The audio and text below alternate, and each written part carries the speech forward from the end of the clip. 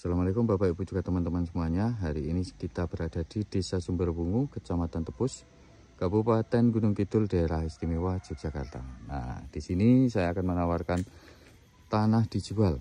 Nah, ini dia untuk tanahnya. Suratnya masih letter C, status Tegal dengan keluasan 2424 meter persegi. Pinggir jalan corblok. Untuk lebar depannya ada 33 meter, dimulai dari sebelah sini nanti sampai di ujung sebelah sana. Ini lokasinya bagus, hanya 200 meter dan juga 300 meter dari jalan aspal kabupaten. Kemudian 800 meter nanti di ujung sebelah sana itu sudah jalan raya provinsinya. Ini tanahnya, tanah datar ngetrap, semakin ke belakang semakin tinggi. Untuk harganya hanya ditawarkan 50 juta rupiah saja. Nah, monggo Bapak Ibu juga teman-teman, gerak cepat, siapa cepat dia dapat. Ini ada isian pohonnya.